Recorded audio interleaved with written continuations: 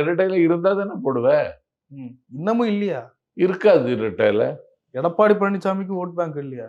எடப்பாடி பழனிசாமிக்கு எப்படி vote bank இருக்கு? பேங்க் இருக்கு, ஓட்டர் கடை. அமித்ஷா வந்து சொல்றாரு கூட்டணி ஆட்சி அப்படின்றாரு. எப்படி பாக்குறீங்க இந்த வார்த்தையை? கூட்டணி ஆட்சி தமிழ்நாட்டில் ஈடுபடாது. கூட்டணி ஆட்சி தமிழ்நாட்டில் அந்த ஃபார்முலா ஈடுபடாது. பக்கத்திலே எடப்பாடி பழனிசாமி கம்முன்னு தானே உட்காந்துருக்காரு. ஆமா, உயிரற்ற பணம் போல இருந்தான். கூட்டணி ஆட்சின்றத அதிமுக தொண்டர்கள் ஏத்துப்பாங்களா? தமிழ்நாட்டு மக்களே ஏத்துக்கிட மாட்டாங்க. என்ன காரணம்? தமிழ்நாட்டில் அது ஒர்க் அவுட் ஆகாது. சொந்தமா முடிவெடுக்க முடியாது. ஒருவேளை வேற வழி இல்லைன்னா தொங்கு சட்டமன்றம்லாம் அமைச்சா அப்படிலாம் அமைச்சுதானே ஆகணும். வழி இல்லைன்னா தான். வழிதான் இருக்கு இல்ல, திமுக இருக்குமே, வழி என்ன?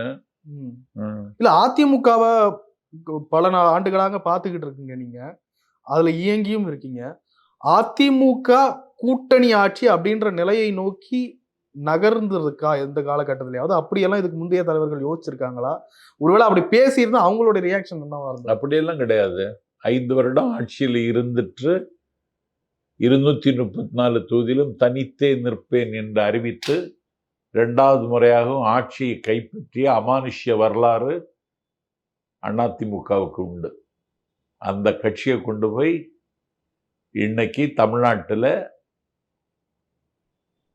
மரணப்படுக்கையில் கிடக்கிற ஒரு கட்சியை கூட கொண்டு போய் கூட்டணி என்று அறிவித்ததன் மூலம் எடப்பாடி பழனிசாமி ஒரு மிகப்பெரிய அமைப்பை இன்றைக்கு சின்னாபின்னமாக்குவதற்கு முன் வந்திருக்கிறார். சிறுமைப்பட்டு போயிருக்கிறார்.